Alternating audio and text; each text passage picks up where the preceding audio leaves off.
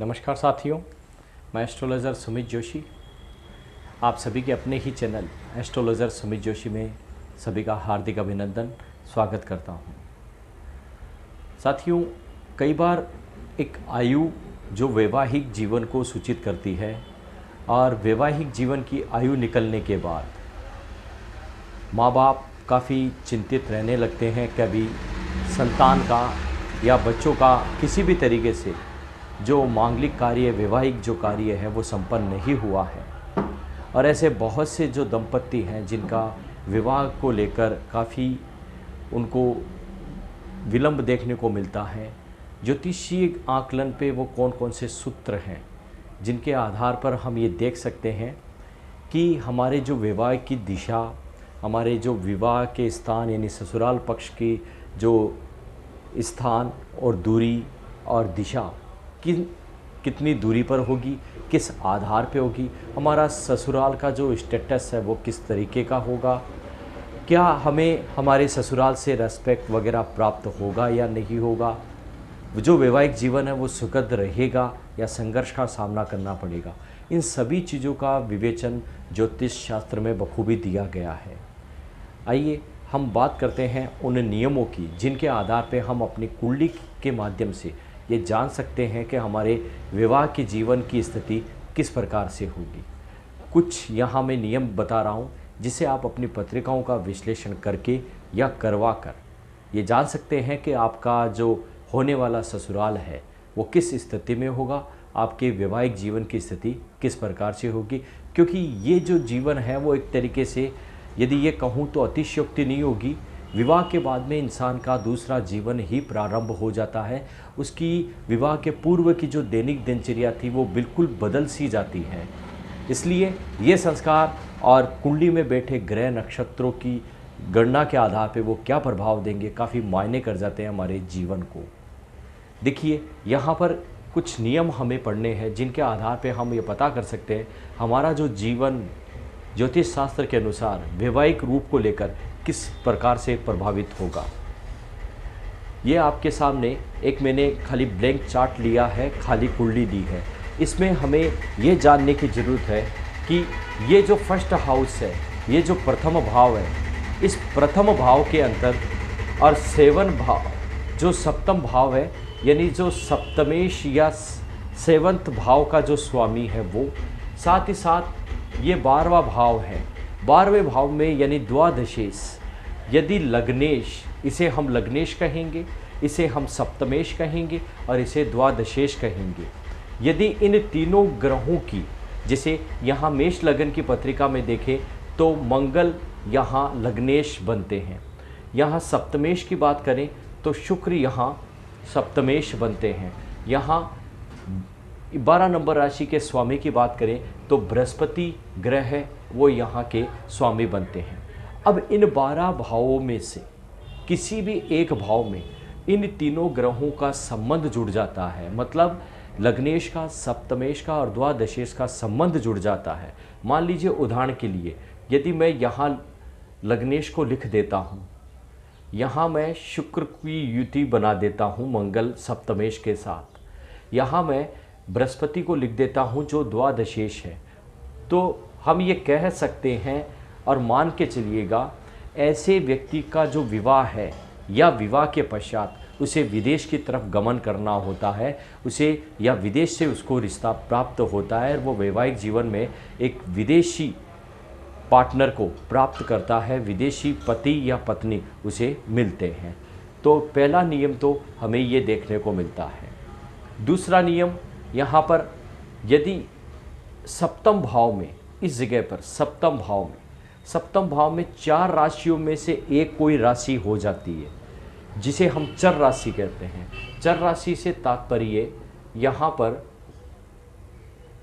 मेष, कर्क, तुला और मकर, ये 4 राशियों को हम चर राशि मानते हैं ज्योतिष के अंतर्गत। तो यहाँ पर मान लीजिए इन चारों राशियों में से कोई भी एक राशि आ जाती है तो व्यक्ति या इंसान का जो विवाह है, चाहे वो लड़का हो या लड़की, उसका जो विवाह है वो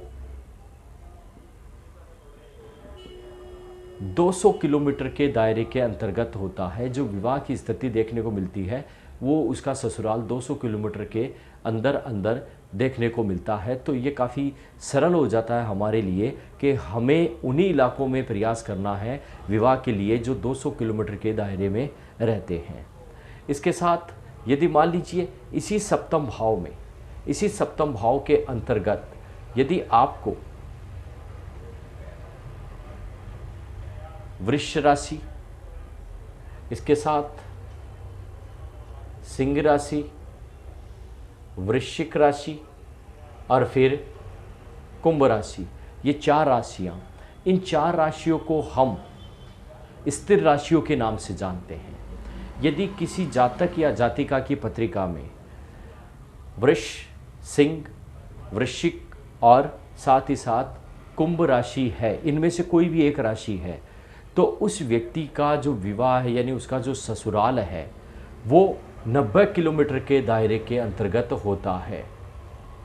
उसका जो ससुराल के उससे घर से जो दूरी है वो 90 किलोमीटर के अंदर अंदर होती है। यानी ऐसे इंसानों को अपने विवाह के लिए 90 किलोमीटर के आसपास के जो स्थान हैं उनमें प्रयास करना चाहिए। निश्चित रूप से यहाँ पर ही इनका विवाह संपन्न होता है। अब यदि इनके अलावा एक राशि और आती है, राशियों का वर्ग है जिसे हम द्विस्वभाव राशि कहते हैं।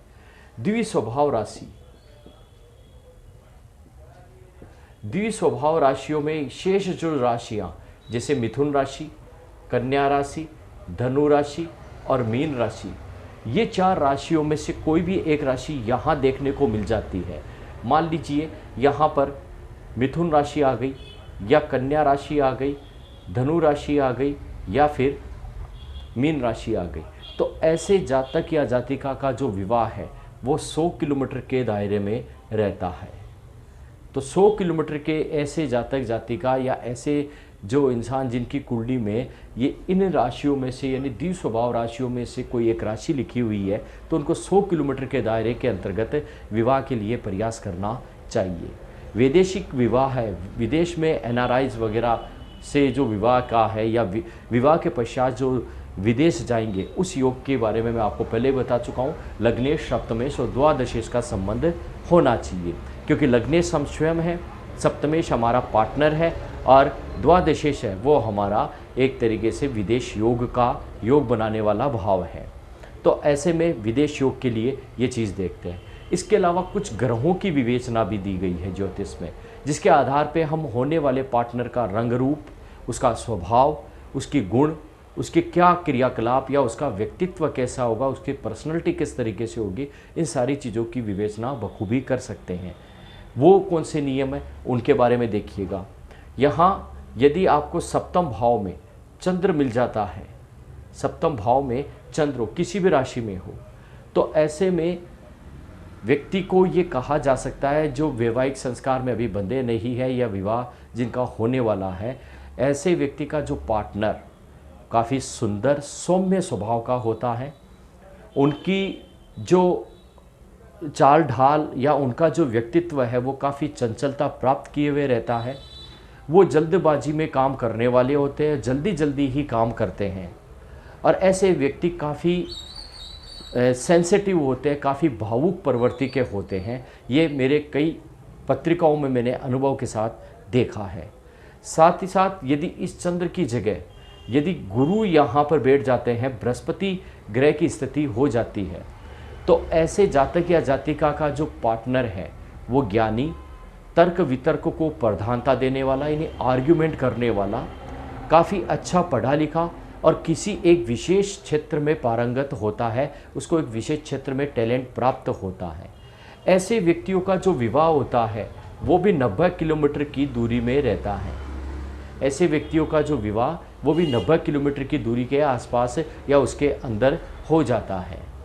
इसके बाद यदि यहाँ पर शुक्र आ जाता है, सप्तम भाव में शुक्र आ जाता है, तो शुक्र भी ऐसा ग्रह है जो भव्यता को प्रदर्शित करता है। ऐसे जातक या जातिका का जो विवाह है वो और उसको मिलने वाला जो पार्टनर है वो पार्टनर अपने आप में काफ़ी सुंदर होता है, दिखने में ही लोग उससे आकर्षित हो जाते हैं, चाहे बातचीत करने में तरीके में हो, चाहे उसके रंग रूप में हो, चाहे उसकी कद काठी में हो। ऐसे लोग काफ़ी सौम्य स्वभाव के देखने को मिलते हैं, लेकिन ऐसे लोगों में भोग विलासिता, जो सांसारिक जो वस्तुएं हैं, उनके प्रति लालसा काफ़ी मात्रा में देखने को मिलती है। यदि यहाँ पर ये शुक्र अपनी राशि में तुला में या वृष में हो जाता है, तो ऐसे व्यक्ति को विवाह के पश्चात अपने पार्टनर के द्वारा उसके भाग्य से या उसके घर से काफ़ी ज़मीन जायदाद दौलत शोहरत मिलती है, और ऐसा व्यक्ति उस पार्टनर को प्राप्त करके अपनी किस्मत को चार चांद लगा लेता है। तो ऐसे में शुक्र की स्थिति ये देखने को होती है। यदि शुक्र यहाँ पर है सप्तम भाव में किसी भी राशि में हो, तो उस व्यक्ति का जो विवाह है वो मान के चलिए वो 150 किलोमीटर की दूरी के अंतर्गत होता है। यानी उसका जो विवाह है वो 150 उसके स्थान से 150 किलोमीटर की जो दूरी है वहाँ पर उसका संपन्न वैवाहिक संस्कार होता है। इसके अलावा एक नियम और आता है साथियों, उस नियम को हम इस प्रकार से देख सकते हैं। यदि यहाँ पर लग्नेश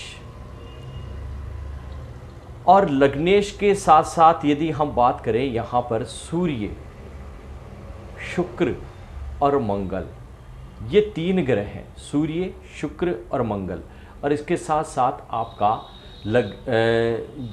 सप्तमेश, यदि इन चार ग्रहों की युति एक नंबर यानी पहले भाव से लेकर छठे भाव तक रह जाती है, क्योंकि ये पहला भाव, ये दूसरा भाव, तीसरा भाव, चौथा भाव, पांचवा भाव और छठा भाव, यदि जब सप्तमेश सूर्य शुक्र और मंगल एक से लेकर छठे भाव के बीच में आ जाते हैं, चारों ग्रह हैं, तो उस व्यक्ति का जो विवाह है, जातक या जातिका का जो विवाह है, वो घर के काफ़ी नज़दीक या बिल्कुल यूँ कहें कि सामने या एक दो मकान छोड़कर देखने को मिलता है। तो ऐसी स्थिति में मान लीजिए ये यहाँ पर यदि मैं सप्तमेश की बात करूँ तो मंगल यहाँ सप्तमेश बनते हैं। अब मंगल यहाँ पर बैठ गए, सूर्य मान लीजिए यहाँ आ गए, चंद्र की स्थिति यहाँ आ गई। तो ऐसी स्थिति में हम ये देखते हैं, क्योंकि यहाँ पर यदि हम मंगल को ये मानेंगे तो इसमें साथ साथ में आपको चंद्र ग्रह को भी शामिल करना है, तो चार ग्रहों के साथ चंद्र की स्थिति भी देखनी है। तो सूर्य शुक्र मंगल, क्योंकि मंगल इस जगह सप्तमेश हो गए इसलिए हम चंद्र को यहाँ पे लेंगे, तो सूर्य चंद्र मंगल ये स्थान हो गया, और शुक्र है वो इस भाव में बैठे हैं। तो ऐसे व्यक्तियों का जो विवाहिक संस्कार है या उनका ससुराल है वो अपने घर के सामने या आसपास 2-3 मकान छोड़कर देखने में आया है। तो ये वो कुछ नियम हैं जिनके आधार पर हम कुंडली के माध्यम से ये पता कर सकते हैं कि इस व्यक्ति का जातक या जातिका का जो ससुराल होगा वो किस स्थिति में होगा, कैसा होगा, कितनी दूरी पर होगा, और जो जीवन साथी है वो किस स्वभाव का होगा। तो साथियों, ये मेरा उन अभिभावक या माता पिता की मांग पर वीडियो, जिन्होंने फ़ोन कॉल्स करके एक वीडियो बनाने का आग्रह किया था। आपको वीडियो उम्मीद करता हूँ काफ़ी पसंद आया होगा। पसंद आया तो इसे लाइक, शेयर और सब्सक्राइब चैनल को ज़रूर कीजिएगा। अभी तक के लिए जय श्री कृष्णा, जय भारत।